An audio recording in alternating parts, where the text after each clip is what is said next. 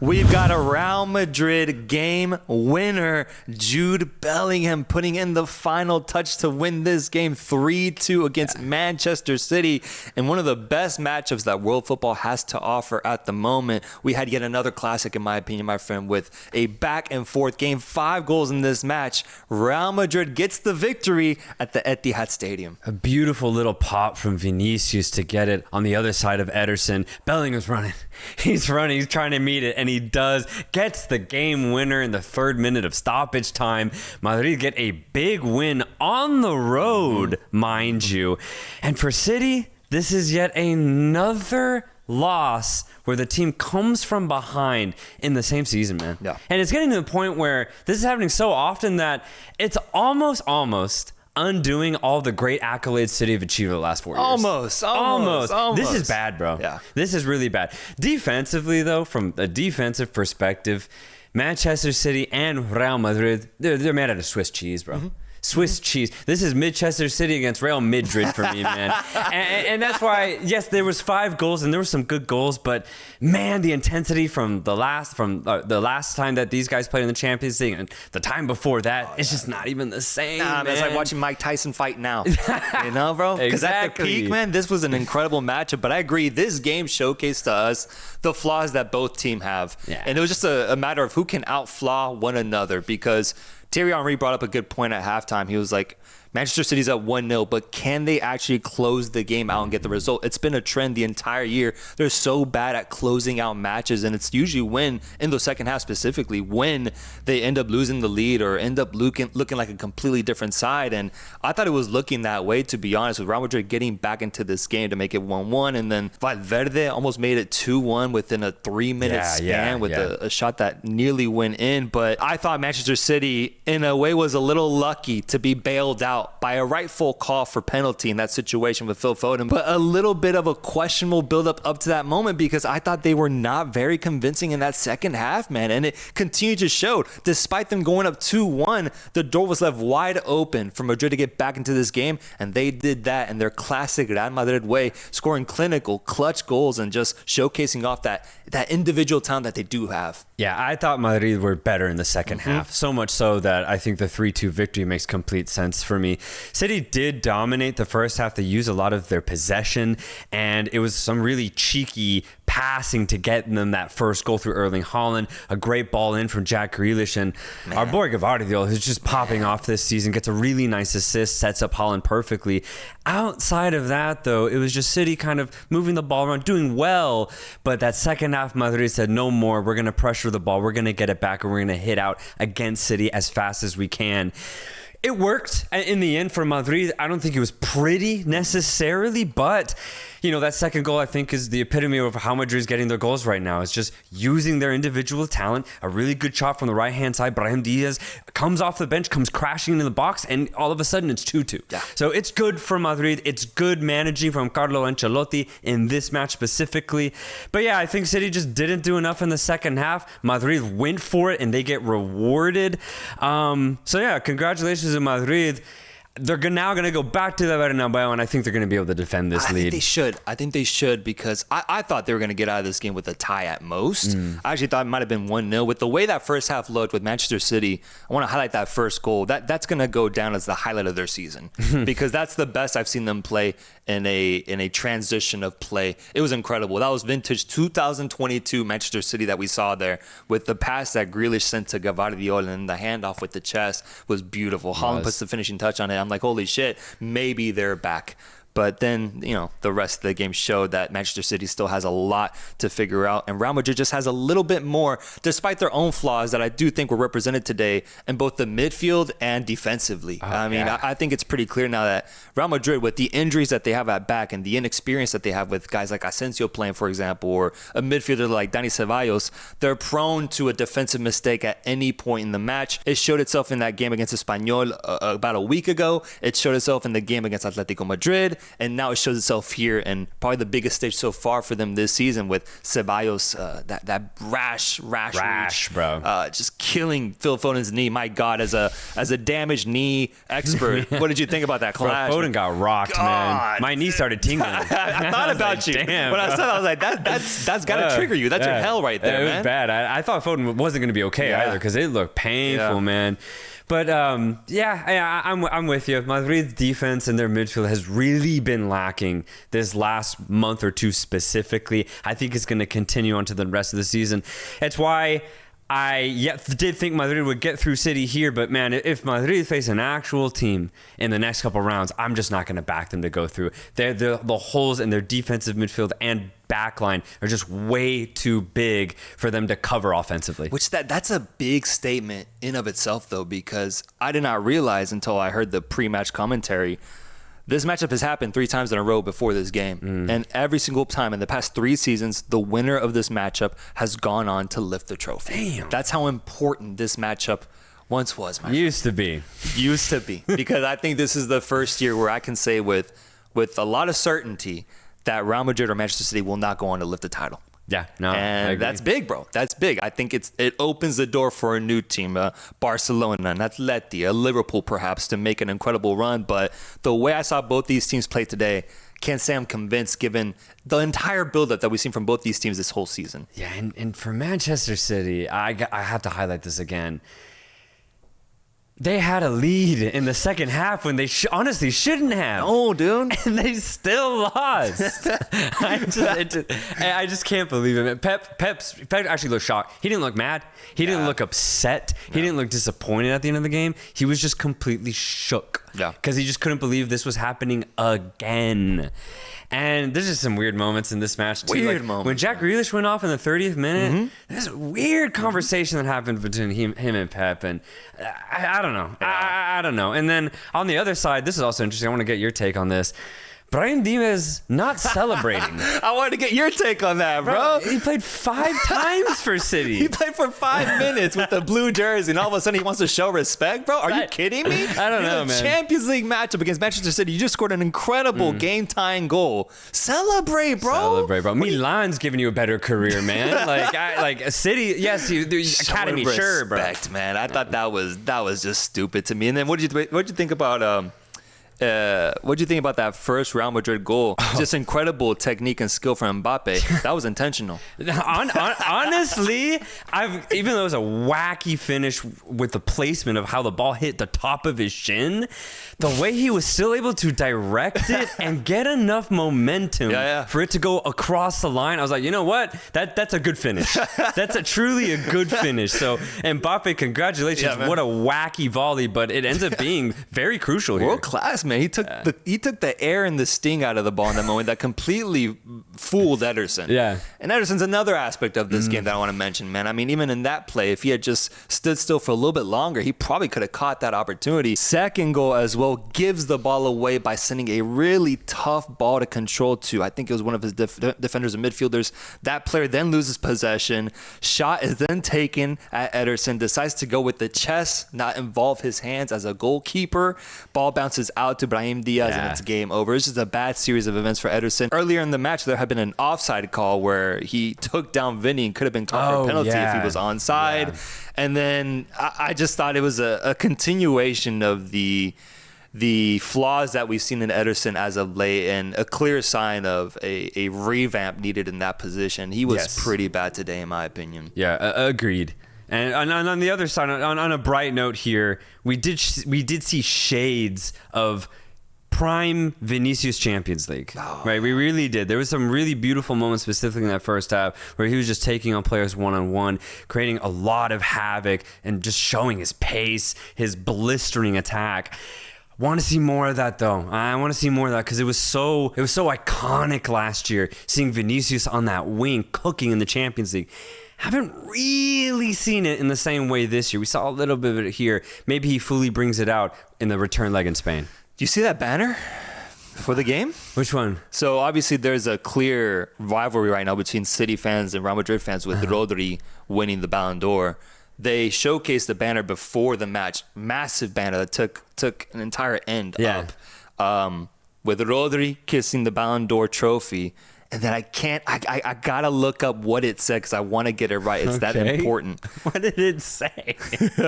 Was it just like, congrats, Rodri or something? Banner says, stop crying your heart out. And it was showcased during the, I think it was during the Champions League anthem. And Vinny was obviously making eye contact with it. But it's a clear shot. It's a clear shot. That's a shot, dude. Clear shot. And they went high def on this banner, too. God damn. Yeah, I mean, it's an image in of itself. It's incredible. But it makes me wonder, what would this matchup have looked like with Rodri on the pitch?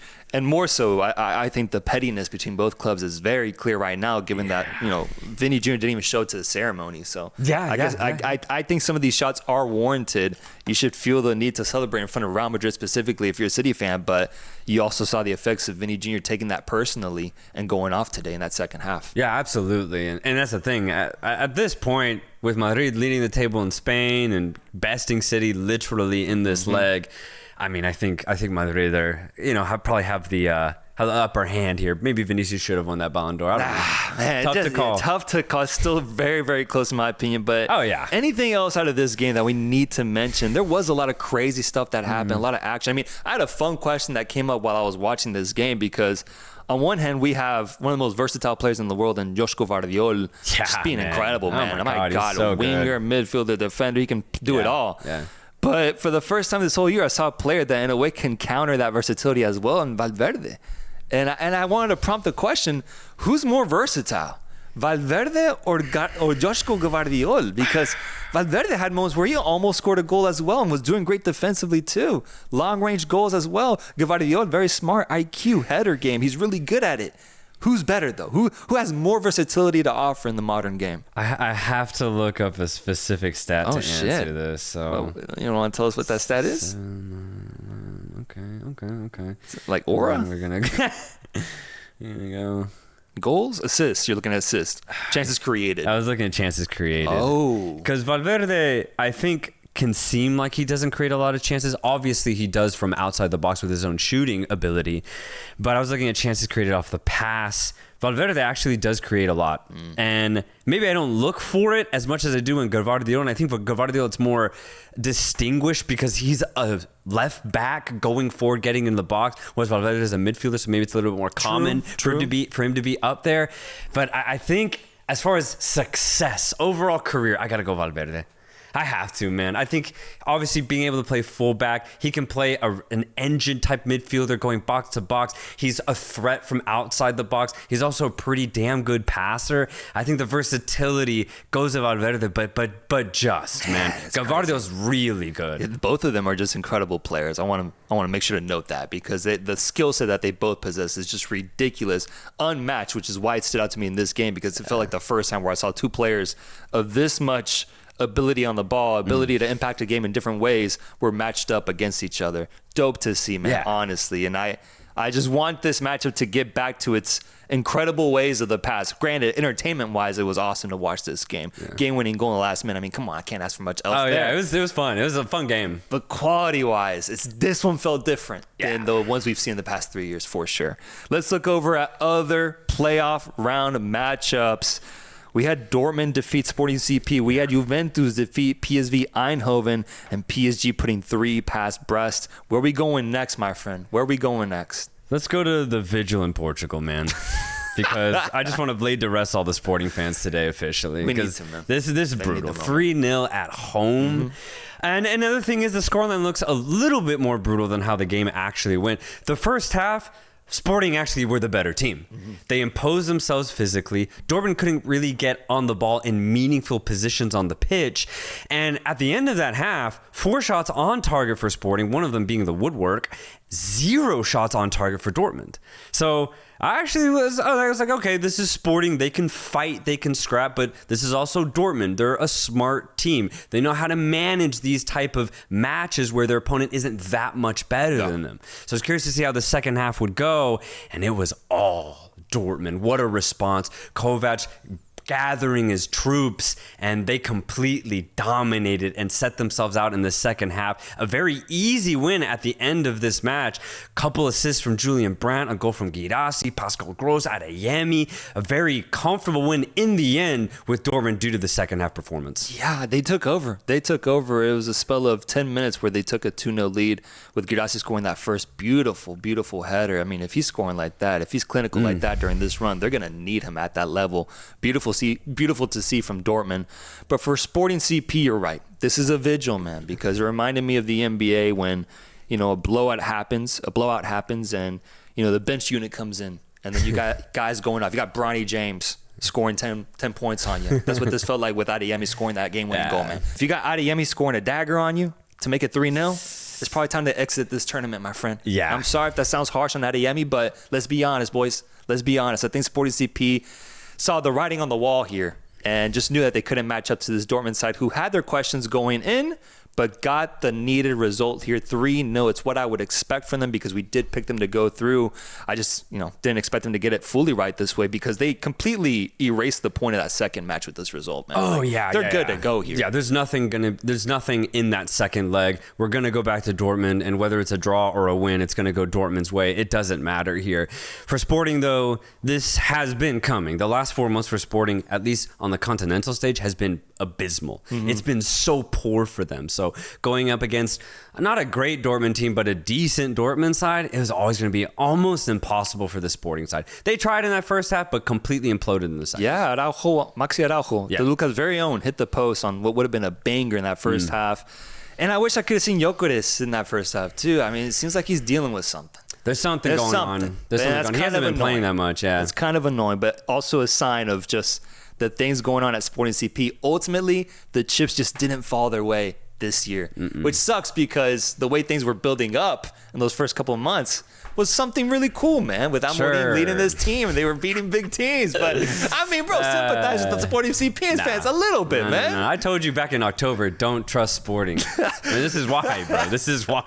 They go out and, hey, looking at all 4 results, our predictions are 100% so far. So far, yeah.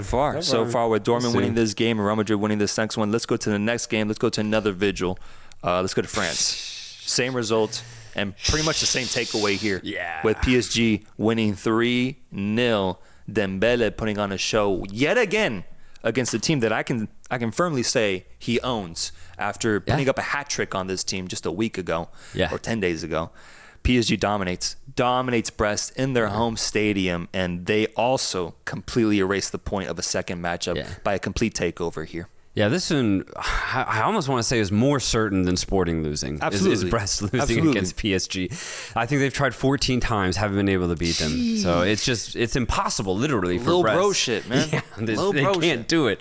Atmosphere was kind of cool, kind of interesting to see, a small stadium like Brest. It's actually not even Brest Stadium. It's Guingamp. They had to use it because their own stadium's not even, doesn't meet UEFA criteria. Tough. But great fan attendance, but this is all PSG's, man. Yeah. All PSG. There was a 10-minute spell in the first half. A 10-minute spell. I think they actually hit the post as well, where Brest actually had some half chances. Outside of that, though, this was all PSG. They bossed the game. They killed Brest. Probably should have even had 4 or 5 goals if they were really on it. But I think the more shocking thing here is Dembele has now scored in 10 straight matches. Best form of his life. Of his career. Of his whole life, man. I don't even think 10-year-old Dembele was doing this. That's crazy, man. Yeah, man. This is the best I've ever seen him. Best I've ever seen him. Most clinical, absolutely. So clinical. That first goal where he shoots it near post, brilliant finish, a ton of whip on it. I'm not even going to blame the keeper here. It's just a hell of a good shot. So Dembele in insane form. Now it makes PSV kind of fun to watch. Here's what I want to bring up, man, because I had some takeaways from this match, and honestly from these playoff rounds, because we never had playoff rounds before in the Champions League. What can we truly take away? Here's the question I have for PSG, because there's a couple angles you can look at this. PSG is on good form now. They're winning games. Basically, ever since they lost to Atletico Madrid in that joke of a match, they've actually improved themselves and been pretty good. They're undefeated in Ligue 1, and you got guys like Barcola, Barcola and Dembele playing incredible, man. Yeah. Incredible football. And even the midfielders, Vitinha had another goal today, and he's cooking. I love watching Vitinha play. And so what I'm noticing with these playoff rounds specifically is that it does give teams like PSG, like Dortmund, the option to build up more momentum going into an important set of rounds in the round of 16. But how much can you take away when they face off against clearly weaker sides and Brest and Sporting CP, teams that they should have defeated? How much can you actually take away from PSG just completely dominating this team that they've historically been daddy to, man? Like, let's be honest. They were supposed to win this matchup. They do it in stunning fashion, but is there anything you can actually take away outside of momentum? No. I mean, I'm going to be honest. When I turned on this game to watch this, I sat down full-heartedly knowing PSG was going to win this. Like, I didn't even give Brest a chance, and I rarely do that. I always give the underdog a little bit of a chance, but in this match specifically, I didn't give them a single opportunity to even get a point from PSG. So I think in cases like this, and ultimately in cases like Dortmund's, this is just it's a waste of 2 games. You know, you don't want to be playing these games. You might get injured. The extra travel, the extra time committed to these matches ultimately is a waste in my eyes, especially if I'm like a PSG fan. I'm just like, we have to play Brest twice. Like, that's annoying to me. But in cases like this, kill him. And that's exactly what PSG did. So Dembele gets 2 goals, so why not? You know you're going to win it. Play your best football. So that's why I'm actually happy PSG ended up killing Brest, because that's what they should be doing. Same with Dortmund. Once they realized Sporting couldn't keep up with them athletically and they could pass around them, Dortmund got 3 goals. That's how it should go. So it's a waste, but if it is a waste, have fun with it. Absolutely. So I'm glad PSG and Dortmund ended up dominating their matches today. Absolutely. I think it's just something that I'm noticing watching these playoff games. I don't know if I'll have the takeaway of this team can challenge for the trophy for any of these matches. Yeah, that's the thing. That's the downside. Throwing the word waste around a lot, and I wonder if it's that this round is almost a waste a little bit when you see results like this. Yeah.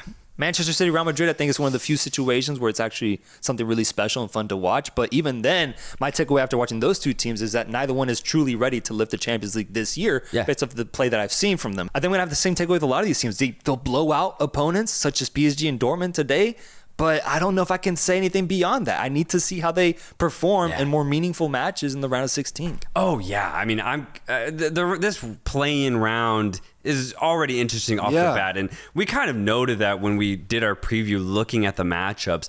I think I only counted 2 of them as being super, super tight, and the City Madrid one being kind of like a coin toss. So, yeah, it's interesting. But the round of 16 is going to be crazy. Yeah. That's going to hit. But you're right. Hard to get true takeaways from this round. Because I believe if PSG, which I think they will, go on to win this matchup, they're slated to face off against either Liverpool or Barcelona. So do you have them winning those matches? I don't think I do. But I would love to see them, try their best right now with the form that they're in. And Dembele, I would love to see PSG Barca going up against his old team, finally fulfilled as the man that they had hoped he would become. And then the last matchup that we have here is Italy's very own Juventus defeating PSV at home behind the one and only Weston McKennie, scoring an absolute banger as Thiago Motta finally decides to play him in that attacking midfielder role and gets rewarded with a beautiful fucking banger from McKennie to make it 1-0.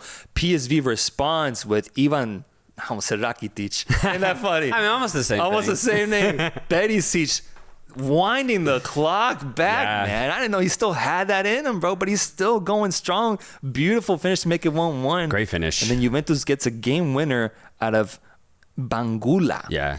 And they win it 2-1 at home. Yeah, I had this matchup being one of the tightest in this play-in round. But, dude, if you saw this match and you saw the first opening 20 minutes, I thought you were going to run away with this.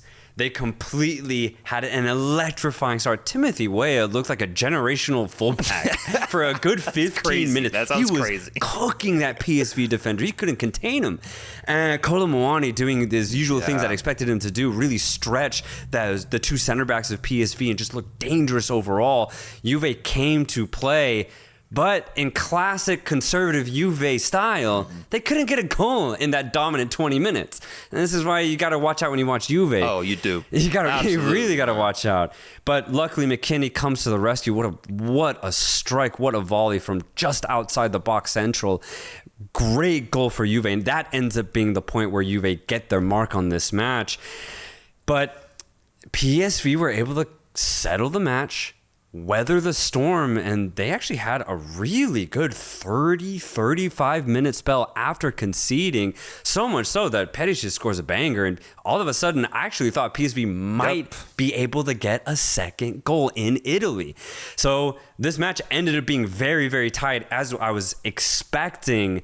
But yes, Juve end up coming up out on top. A rebound goal, and Bangula's there. He puts it home. I think Juve were the better team, but PSV had a really good middle portion in this match. Yeah, that's why I think playing at home, I think this will be a tricky matchup for Juve, man. That second match, I think it's going to be a tough one. I don't think they have the dub in the bag right now with this result. I think PSV is very likely to get a goal against Juve in that second matchup. So I think that will be probably one of the more entertaining matchups to watch, because there's still an opportunity here for the losing team to come back. Yeah. I can't get on board with the Juve team, man. I can't. They don't play exciting, fun football. And although we saw McKennie score an absolute banger today, which is just beautiful, gorgeous on the eyes, beyond that, I thought the build-up play just wasn't very convincing. And the fact that they can let a team like PSV really impose themselves for spells throughout this match, I think is a concerning sign for what Juve is trying to achieve just overall. Yeah. And so I think it's going to continue being a very tight matchup, and it'll be exciting to see who comes out on top. But for the moment, I think these were two overall weak teams in the grand scheme of the Champions League going up against each other. Yeah, and it kills me with Juve, man, because they do have some good talent. Like, they do, but Nico Gonzalez, if you're only watching him because he's at Juve, man, you should have seen his Fiorentina days, bro. He is a shadow of who he was, but it's not his fault. It's the style of play. Yildiz is decent, but he's more flashy than actual output, if you will. And it's the midfield. If you look at the midfield, man, I mean, there's no offense. Yeah. It's Locatelli, probably one of the most defensive-minded midfielders in Italy. He's here, and he's right next to Douglas Luiz, who is famous for not scoring. He's one of the most famous non-scoring midfielders in the game, bro. So it's like Mota is getting exactly what he's expecting when he plays this type of team, bro. So very, very frustrating, because this just the talent comes together to create this conservative product. Think it'll be enough to beat PSV, but PSV showed signs of maybe doing something special at home. It'll take a lot of work, though. Given that this is a tournament, let me get into tournament mode with my hosting questions here just for fun as we finalize today's games. Who was the player of the day? Who had the best performance overall in these four matches? What player stands out to you the most? Jude Bellingham, Vinny Jr., is a Real Madrid player? Is it a City player? Is it a Dortmund guy? Maybe like Guirassy today. Maybe like Guirassy a lot today. PSG, is it Dembele getting a brace? Who's the standout player of the day? Comments down below. Let me know. Let me know who you think was the best player today. I'm actually going to go Dembele. You just look at the PSG performance. It was so dominant. 2 really good goals. The conviction he's showing right now, we already said it's the best in his career. It looks like when he steps on the pitch, he's going to score a goal. I've never said that before about Dembele. So I think he's in a really special form right now that, honestly, you need to see for yourself if you haven't already. In the other games, there were some really good performances, but there's some struggle overall. Maybe Julian Brandt was just as dominant, but I'm going to give it to Dembele getting the double today. I like that shout, man. More so because what it means, man. Dembele finally achieving this form is ridiculous. Who had the goal of the day? My last question. Goal of the day. I know my pick. I'm gonna go with City's first goal. I love the build-up play, man. The build-up play was perfect, and seeing vintage Grealish get on the ball and send a beautiful ball over Asensio, jumping as high as he could, but he couldn't reach it. Gvardiol chesting it down, and then Haaland putting it past Courtois. It was a flash of what Manchester City once was, man. And it made me a little tearful, honestly. Beautiful goal. I'm gonna give it to them over, guys like McKennie, who had a beautiful one today. Yeah, and McKennie's going to be my shout here. The Gvardiol setup, honestly, is just as good, but the way McKennie hits this one, smacks the shit out of it all the way from Texas, bro. All the way. Come on, man. It's a beautiful volley. So Weston McKennie, goal of the day for me. Folks, let us know down below the goal of the day and the performance of the day. Champions League knockout football has arrived, and we had some great matches today. We'll be back tomorrow reacting to the matches that await us. That's it. Till next time, guys. Peace.